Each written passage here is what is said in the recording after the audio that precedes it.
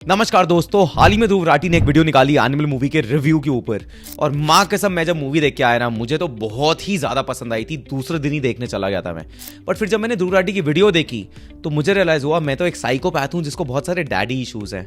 और मैं 24 घंटे तक एक कमरे के कोने में बैठ के रो रहा था। फिर जब मेरी गर्लफ्रेंड ने मुझसे आगे पूछा क्या हुआ, तो मैंने बहुत आराम से बताया कि कैसे मेरी जॉब से मुझे मेरे बॉस ने निकाल दिया क्योंकि मैं बिल्कुल ही नाकारा इंसान हूँ और कैसे मैं जिंदगी में कुछ कर ही नहीं पाऊंगा। और तब उसने मुझे याद दिलाया कि अरे शिवांश, तुम तो एक स्टार्टअप चलाते हो, you are an entrepreneur, you run an university, you teach people how to grow on Instagram और build passive income. Like oh fuck. तो ये जो 24 घंटे का मेंटल हरासमेंट मेरे साथ हुआ, ये वीडियो है उसका एक जवाब। In this video we gonna cover 3 things.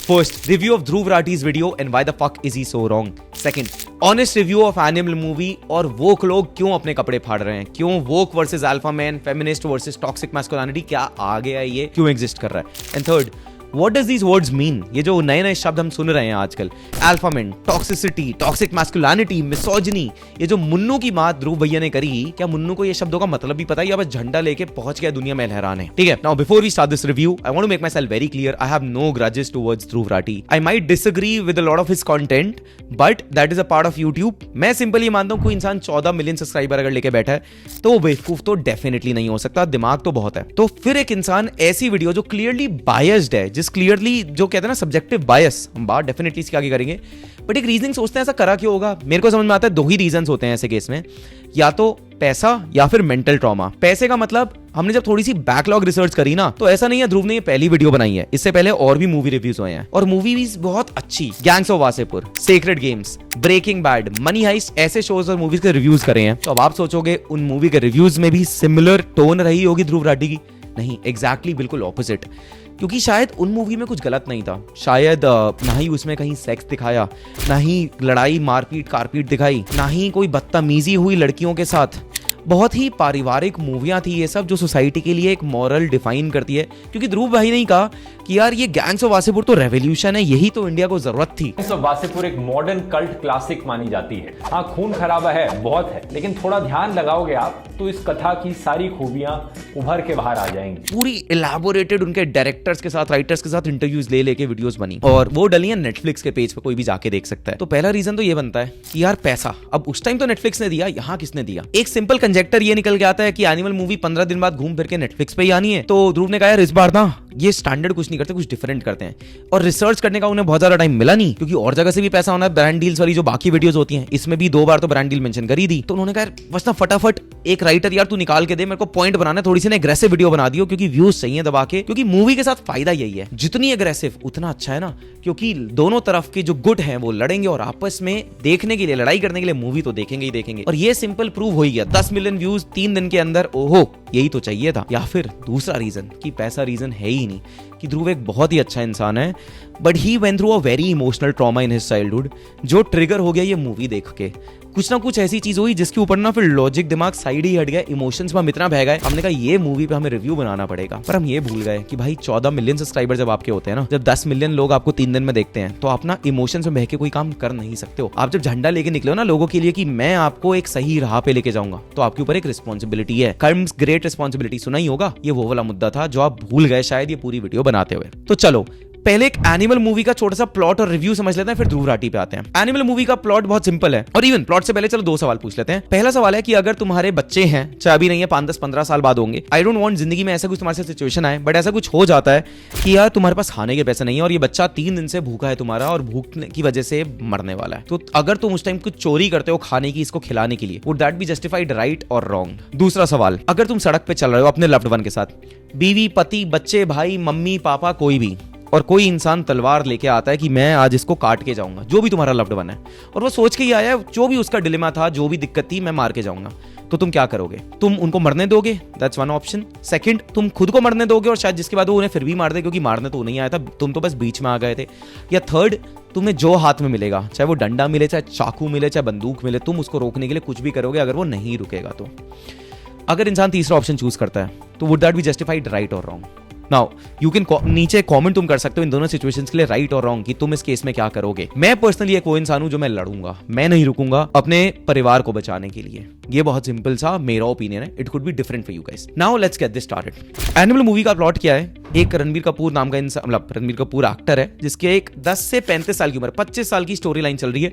बचपन में बाप का प्यार नहीं मिला जिसकी वजह से अंदर एक इमोशनल ट्रॉमा रह गया। एक अंदर से फीलिंग आ गई कि मैं इस घर का वो लड़का हूं जिसको अपने परिवार को बचाना है। इसमें लड़का और लड़की को फर्क नहीं पड़ता, परिवार को बचाना एक मॉरल रिस्पॉन्सिबिलिटी हर किसी की होनी चाहिए। तो फिर एक इंस्टेंस होता है जहां पे उसकी बहन को छेड़ा जाता है, वो स्कूल लेके जाता है और कहता है मैं बात करता हूं। वो क्लास में जाता है, पूछता है ये किसने किया, तो लड़के लड़कियां सब कहते हैं कि अरे अभी तो हम बताएंगे, इसके बाद होगा क्या, अभी से डर गई क्या तू, अभी तो देखियो क्या रेप करके मानेंगे क्या, what's gonna happen I don't know, but that was the attitude उस टाइम पे। If you are that brother what the fuck is going to do. भाई बंदूक निकाली, मैं तो कह रहा हूं यार ठोक भी देता तो कोई बड़ी बात नहीं थी, चलो ठोकना चाहे ज्यादा हो गया पर डर तो बिठाना पड़ेगा ना। Otherwise what you are saying is all the rapes that happen are justified, कि आपको यार आवाज उठाने की जरूरत ही नहीं है, आप वायलेंस कर ही नहीं सकते हो, गुडी गुडी फील लेकर रह लेते हैं, खुशहाल से रह लेते हैं, चाहे फिर कोई मार के चले जाए। गांधी जी कहते हैं ना, एक थप्पड़ मारा दूसरा गाल आगे कर दो, तो आज यार मैं भी रख के चाटा दे दूंगा अगर मेरे घर वालों को किसी ने कुछ किया तो। That was the attitude that Ranbir had. और जैसी बंदूक निकाली फटली सबकी, और वो गुंडे तो थे ही नहीं जिन्होंने छेड़ा था, वो तो दोबारा से पीछे आए थे जब गाड़ी में वो लोग जा रहे थे। दोबारा से अगर वो गाड़ी ना छुड़ाता तो मैं क्या लगता अब उनकी क्या हिम्मत थी वो किसी और लड़की को छेड़ सके, और अगर वो नहीं होता तो और सोचो और कितनी लड़कियों को छेड़ा जाता। तो पहली चीज, नाउ व्हाट इज राइट और रॉन्ग, थिंक अबाउट दिस। उसके आगे बहुत सिंपल, वो शादी करता है, अब्रॉड चला जाता है, बहुत ही सक्सेसफुल इंसान, बहुत खुशी से रह रहा है। मुझे कैसे पता है खुशी से रह रहा है, मेरे को वो लड़की नहीं आके बता के गई। लड़की ने अपने माँ बाप को बताया था कि भाई जब मैं प्रेग्नेंट थी ना, जब आप भी मेरे साथ नहीं थे, जिन सगे माँ बाप ने मेरे को पाला, ये लड़का मेरे साथ खड़ा था हर एक दिन मेरे को सपोर्ट करने के लिए, मेरे को प्यार करने के लिए। और जितने भी सीन्स प्यार के दिखाए, आई डोंट थिंक कहीं भी एक सेकंड के लिए भी दिखाया गया कि प्यार कम करता है वो। जिसमें पहले दिन वो क्लियरली बोलता है कि यार कुछ भी हो जाए मैं तुझे धोखा नहीं दूंगा, मैं तेरे साथ खड़ा हूं हमेशा। आगे क्या होता है करेंगे बात, रुक जाओ। वापस आता है, क्यों? क्योंकि बाप को गोली लगी। अब देखता है कि दोबारा गोली लगने वाली है, सामने वाला इंसान मारने के लिए ही आ रहा है, तो उसने कहा मैं इनको बचा के रहूंगा। अब वो महीने 2 महीने स्पैन चला, 10-15 साल को इंसान खुश था, महीने 2 महीने यहाँ पे आया। अब उस टाइम पे लोग कह रहे हैं कि यार ये लड़की को ने कितना बड़ा सैक्रिफाइस किया। I simply want to ask what does a relationship means according to you? If someone is going through an emotional trauma, be that anything, literally anything, as a couple, as a real relationship, you will go through a lot of turmoils. तो तुम क्या फट लोगे हैं? मेरे को अगर गोली लग गई, या मेरे को गोली छोड़ो, मेरे को कोई हार्ट अटैक आ गया, कुछ आ गया, तो अगर मेरी बीवी को 2 महीने मेरे साथ बैठना पड़ा तो वो गलत है कि उसको सैक्रिफाइस करना पड़ेगा कितना? तो गाइस ये मैं बता दूं, रिलेशनशिप्स में सैक्रिफाइसेस होते हैं, ये हर तरीके की, ये दोस्ती से लेकर, बच्चों से लेकर, माँ बाप से लेकर, बंदी से लेकर, पत्नी से लेकर, हस्बैंड से लेकर, हर किसी के साथ होते हैं। That's how the world works and that is the meaning of relationship. Please God damn understand that. तो I would never accept the fact कि यार उसने बहुत ही त्याग कर दिया बहुत बड़ा, ऐसा तो कुछ नहीं था। अब जब आप ये कहते हो कि अच्छा यार उस पे हाथ उठाया गया, तो पहली चीज हाथ तो नहीं उठाया गया, गला पकड़ा गया, बदतमीजी से बात हुई, उसको आप कह सकते हो वो बात करने का तरीका गलत था, ऐसा होना नहीं चाहिए, this was a disrespect to women. But we have seen countless movies जहां पे ऑपोजिट भी हो रहा है, वहां तो हम उसको जस्टिफाइड मान लेते हैं। ये मीम आपने देखा होगा कि अगर सड़क पे मैं किसी लड़की को छेड़ूं तो लोग मेरे को मारने आ जाएंगे, बट अगर कोई लड़की लड़के को छेड़ी तो कोई जवाब नहीं उठाता। Again I do not justify कि वो जस्टिफाइड है तो ये भी है, बट मैं कह रहा हूं अगर वो गलत है तो ये भी है, और वो जस्टिफाइड है तो ये भी है, तो दोनों तरफ ना एक स्पेसिफिक स्टैंस ले लेते हैं। एंड जब गला पकड़ा गया, again not justifying but clearly telling you, उस टाइम स्टेटमेंट ये थी कि भाई तेरा बाप काश उस दिन मर ही जाता। उस टाइम पे अगेन कोई इंसान जो इस इमोशन के साथ निकल रहा है, that obsession was not at all healthy, वो नहीं होना चाहिए, बट वो है। हम सब लोगों के अंदर एक इमोशनल ट्रॉमास होते हैं, कुछ ना कुछ जो बचपन से आए होते हैं, जिसको आप लॉजिक से बदल ही नहीं सकते। प्यार is an emotion, it's not logic, please keep that in mind, है ना। चलो ये चला है पूरी एनिमल मूवी के उसमें कि मैं बचाने के लिए, मैं डिफेंड करने के लिए दुनिया खत्म कर दूंगा, वो चलेगा। और वो तो था कि दूसरी लड़की से जाके सो गया, वो गलत था, वो नहीं करना चाहता, और जब लड़की ने बोला उसको मार देते। Again there is a difference between defence and attack, understand the difference, we will not go to limits on this, क्या सही था क्या गलत था, बट डिफेंस और अटैक में फर्क होता है कि एक मैं अपने आप को बचाने के लिए कर रहा हूं, और एक है क्योंकि मेरा लव्ड वन चाह रहा है दूसरे को बस मार दो मेरी खुशी के लिए, तो वो फर्क आ जाता है। अब आते हैं ध्रुव राठी के रिव्यू पे। यार देखो बहुत सिंपल है, 4 चीजों से ना मुझे मेजर प्रॉब्लम है ना। एक तो सबसे पहले उन्होंने आमिर खान भैया की बात करी। आमिर खान ने इसके बारे में एक बड़ी अच्छी चीज कही थी, इस क्लिप को देखिए। वो डायरेक्टर्स जो क्रिएटिवली इतने, they are not so talented, you know, in creating a story, in showing emotions, in creating situations, they depend heavily on violence and sex.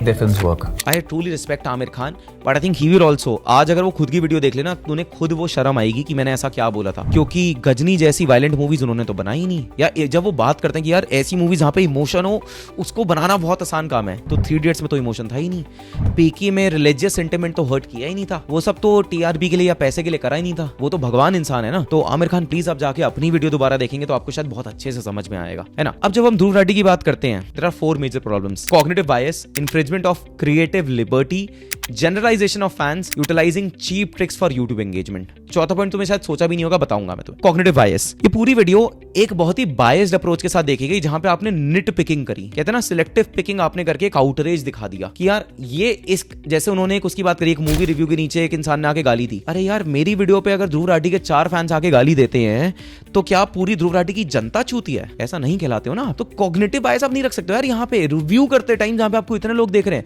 जहां पे आप सिंपल कह दो कि इससे पहले गैंग्स ऑफ वासेपुर और सेक्रेड गेम्स क्या मूवी थी, बट ये नहीं, ये मत देखना, ये सोसाइटी को बिगाड़ देगी। क्योंकि चाहे मैं बार बार, ध्रुव भाई बार बार कह रहे हैं कि यार एक मूवी से कुछ नहीं होता, बट इस मूवी से क्योंकि एक सुट्टे की वीडियो आ गई तो भाई कैंसर हो जाएगा। क्योंकि नवाज भाई उसमें तंबाकू तो जला ही नहीं रहे थे, उसको देख के तो सारे चरसी बने बैठे थे ना। उड़ता पंजाब देखे तो चिट्टा करने लग गया था मैं अपने घर के अंदर बैठ के। ऐसा नहीं होता है ना। Second point, infringement on creative liberty. भाई जब जैसे ही इन लोगों पे सवाल उठता है ना, कुछ तो आ जाता है, ये मेरी क्रिएटिव लिबर्टी है, ये मेरा फ्रीडम ऑफ एक्सप्रेशन है, मेरे को बात करने से कैसे रोक सकते हो, गवर्नमेंट मेरे को दबा रही है, ये लोग मेरे को दबा रहे हैं, सवाल उठा रहे हैं। यहां तुमने क्या किया? तुमने तो सरेआम डायरेक्टर को गालियां देके बदनाम ही कर दिया है कि ये डायरेक्टर को कुछ आता ही नहीं है, डायरेक्टर बिल्कुल ही चूतिया इंसान है कि भाई साहब उसने ये वीडियो बना कैसे दी। जिस मूवी के लिए क्लियर डायरेक्टर ने बताया था भाई नाम एनिमल है, देख के पता चल रहा है, उसने बोला था इस मूवी में बहुत वायलेंस होगा। अबे तुम्हें इतनी दिक्कत है तो देखने क्यों जा रहे हो? और अगर इतनी दिक्कत है दुनिया से होने लग गई ना तो कुछ बन नहीं पाएगा। ध्रुव राठी तुम्हारी वीडियो से मेरे को दिक्कत है, प्लीज हटा दो। तुम्हारी वीडियोस को देख के कितने मुन्नों की जिंदगी खराब हो रही होगी, क्या क्या वो कर रहे होंगे, हटा दो भाई। आइडियोलॉजी सबकी अलग अलग होती है दोस्त, इसको तुम जनरलाइज करके ये नहीं कह सकते ये तो इतना गलत हो जाएगा कि इंसान की जिंदगी खत्म हो जाएगी और खराब हो जाएगी। तीसरा पॉइंट, जनरलाइजेशन ऑफ फैंस। ये तो पहली बार मैंने देखा होगा कि इतना समझदार यूट्यूबर कह दे कि जनता ही, जिस इंसान ने भी उस वीडियो को देखा पसंद किया, और मूवी को छोड़ो कहा गौर फिल्में, जिसको भी एक्शन मूवीज पसंद है, मारधार पसंद है, वो इंसान एक मेंटल ट्रॉमा से गुजरता है। अब तुम कौन होते हो भोसड़ी के मेरे को बताने वाले कि मेरे को अगर वायलेंस पसंद है तो मेरे घर का, मेरे अंदर का परिवार अच्छा नहीं है, कि मेरे को मेरा बॉस मारता है, मेरे को मेरे माँ बाप से प्यार नहीं मिला। पूरी दुनिया में एक्शन मूवीज एग्जिस्ट ही नहीं करनी चाहिए। जिंदगी में अगर तुमने ये मनी आई जैसी मूवी देख के रिव्यू बना दिया तो तुम्हें तो सबसे पहले डूब के मर जाना चाहिए। ये कौन सा तरीका होता है यार? ये कौन सा तमीज होती है कि तुम पूरी जनता को सड़क पे खड़े होकर एक बार में गोली मार दो कि साले तुम सारे के सारे एक जैसे हो? ये कोई तरीका नहीं होता ना यार। तो ऐसे ना जनरलाइजेशन करना छोड़ दो भाई। ये किसको कौन सा गुस्सा दिखा रहे थे? तुम कौन सी जनता को अपने अगेंस्ट बनाना चाह रहे हो? प्यार नहीं मिल रहा तुम्हें, हेटरेट ही मिलेगा उससे। ये जितने लोग तुम्हारे नीचे तुम्हारे भक्त भी बने हुए हैं, पूछो उठा के जिंदगी में कितनी वायलेंस मूवी देखी है और क्या वो दोबारा देखेंगे नहीं देखेंगे। चौथी चीज, और यहां तो मेरा बिल्कुल ही कहते ना सब्र का बांध फट गया था,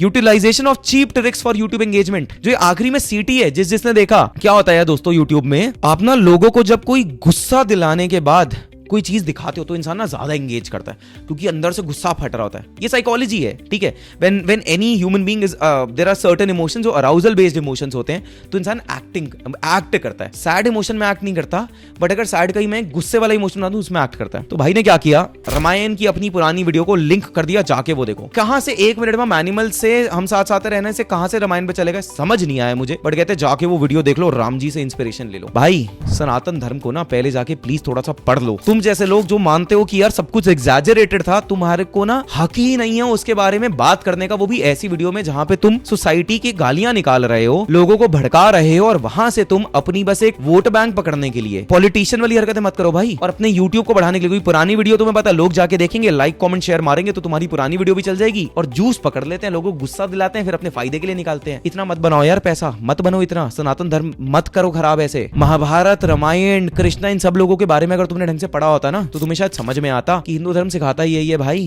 कि आपको ना अगर कोई एक गाल में मारे दूसरा गाल आगे नहीं करना होता। आपको अपने धर्म को बचाने के लिए, अपने परिवार को बचाने के लिए, अपनी सोसाइटी को बचाने के लिए अगर हथियार उठाने पड़ते हैं, वो बिल्कुल सही है। तो अनदेखा अनुवाद करना छोड़ दो, समझ लो पहले।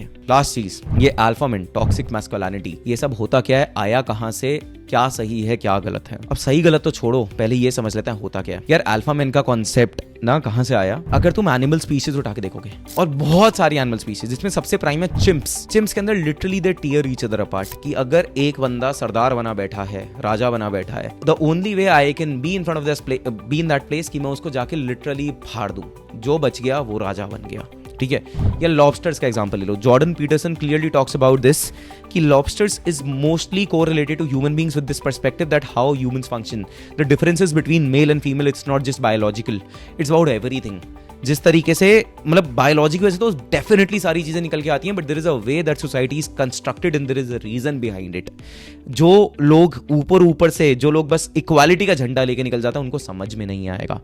It is never about equality, gender equality is never about saying men and women are equal. It's about men and women are different and they hold different places in the society. It does not mean that men is superior or woman is superior. It simply says कि भाई आप दोनों का एक specific agenda है इस दुनिया में आने का, एक स्पेसिफिक तरीके से आपको बॉडी में फंक्शंस दिए गए हैं जो आप कर सकते हो, और साथ मिलके me and my girlfriend have this clear conversation every time that it's not you versus me, it's us against the world. हम एक जॉइंट एंटिटी है। जैसे आप एक बिजनेस खड़ा करते हो तो दोनों पार्टनर सारे काम नहीं करते ना, एक पार्टनर एक काम करता है, दूसरा पार्टनर दूसरा काम करता है।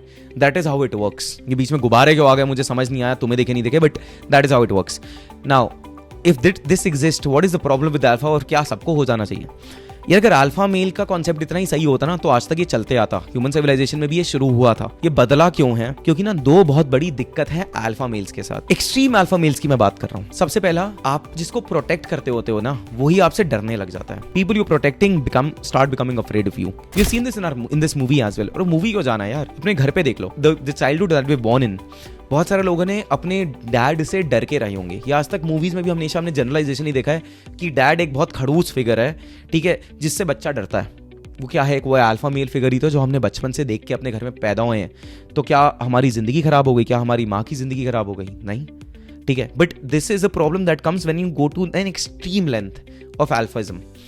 एंड वो क्योंकि होता है कि वो गुस्सा ना अंदर इनवर्ड्स टर्न होने लग जाता है। दूसरी चीज, alpha man make a lot of enemies because तुम सिंपल कहते हो यार मैं हर किसी से लड़ जाऊंगा। जैसा रणबीर ने देखा ना, 100 200 300 लोग अकेले लड़ लूंगा मैं। वो माइंडसेट आ जाता है कि मैं हर किसी को मार दूंगा, हर किसी से लड़ जाऊंगा, मेरे को किसी की जरूरत ही नहीं है, I am enough. And that is when you stop thinking strategically and eventually there comes a time कि आपके इतने एनिमीज बन गए हैं that the threat becomes unhandleable. ये दिक्कत है अल्फा मैन के साथ इतनी बड़ी। और अगर जिन लोगों को ये इतनी बड़ी दिक्कत आ रही है, जो फेमिनिस्ट वोक लोगों को खासकर बहुत ज्यादा दिक्कत आ रही है, यार मैं तुम्हें प्लीज इतना सा ही बोलूंगा, ऐसी ना हर तरफ से मूवीज बनती हैं, और अगर आप इस तरीके से आउटरीच सब चीजों के लिए करने लग गए तो ना आप कुछ बोल पाओगे ना मैं कुछ बोल पाऊंगा। और जिंदगी को ना, आपने वो ब्लैक मिरर का एक एपिसोड देखा होगा जिसके अंदर रेटिंग देते हैं एक दूसरे को, उस वजह से लोग अपने अंदर के इमोशंस ही नहीं निकाल पाते हैं, ठीक है। आपको कलेश करना पड़ता है कई बार अपने अंदर का गुस्सा निकालने के लिए, बहुत सिंपल है। अब मैं ये नहीं कह रहा करना चाहिए, but that is how the world works. और तुम सोचोगे सब अगर एक गुडी गुडी लाइफ में रह लेंगे कि कोई किसी को कुछ नहीं बोलेगा, सब लोग हाथ जोड़ के बात करेंगे, प्यार से मिलेंगे, ऐसा नहीं होता है। सनातन धर्म के साथ शायद दिक्कत ये थी, गेट कीपर्स नहीं थे। आपने बोला कि आपको जैसा सही लगे आप अडॉप्ट करो, और इसलिए अलग अलग रिलीजन्स ने उसको आगे तोड़ा मरोड़ा अपने तरीके से। तो इसका मतलब ये नहीं है कि आप उस तरीके से रहोगे और जिंदगी चल जाएगी। दुनिया हरामी है, दुनिया हरामी रहेगी। अगर हरामियों के साथ डील करना है, आपको उस दुनिया में रहना है, या तो आप कहो मैं पैसे वाली गेम छोड़ देता हूं, मैं पहाड़ों में जाके एक अलग कॉटेज में अपनी जिंदगी बिता रहा हूं, तो आप रहो बहुत खुशी से। बट अगर आप इस कलयुग के बीच में रह रहे हो, आप जॉब करते हो, आप बिजनेस करते हो, तो आपको अलग अलग प्रकार के लोग टकराएंगे। You will have to fight through it. And the last thing, अबे मूवी थी यार, एक मूवी के पीछे ना इतने प्लीज कपड़े मत फाड़ा करो यार। 3600 मूवियां निकलती हैं, हर चीज में सेंटिमेंटेड होते हैं, इतना रोने धोने की जरूरत नहीं होती है। मूवी है, किसी बंदे का मन किया बना दिया। Art is nothing but an abstraction भाई। या तो इंसान चुल की वजह से बनाता है, मेरे को भाई साहब चुल हो रही थी, मैंने नहीं बनाई 1.5 साल से यूट्यूब वीडियो, मैं आज बनाऊंगा क्यों, मेरे को चुल है, मेरा मन कर रहा था। या फिर मेरे को लगता है कि यार मेरे को एक सोसाइटी को मिरर दिखाना है, ठीक है, उसको ना प्रीची मत बनाओ कि ये हमें कुछ सिखाने आया है। तुमने वो कहावत सुनी होगी ना कि कवि ने लिख दिया कि यार एक ना मतलब कवि ने लिखा कि यार कुछ काला खंबा करके उसने कहानी लिखी, और उसके बाद उस स्वर्ग में बैठा है और वो नीचे देखता है, और नीचे ना लोग बहुत ही टिप्पणियां कर रहे हैं उसकी कहावत के ऊपर। तो कह रहा है क्या हुआ? कह रहा है मैं ना नीचे लिख के आया था काला खंबा। ये लोग कह रहे हैं black pole signifies that in the village since there was no electricity this is what is signified by a black pole. कह रहा भाई खंबा काला था यार, इसलिए लिखा था, इतना मतलब तो मैंने नहीं सोचा था जितना तुमने निकाल दिया। तो ये लड़ाई झगड़े बंद करो, खुशी से रह लो, चैन से रहो, और छुट्टा दारू पियो, चिल करो यार। इतना ज्यादा रोने धोने की जरूरत नहीं है। नी पीना मत पियो, पीना है पियो, जो करना है करो, चिल करो, ठीक है। चलो।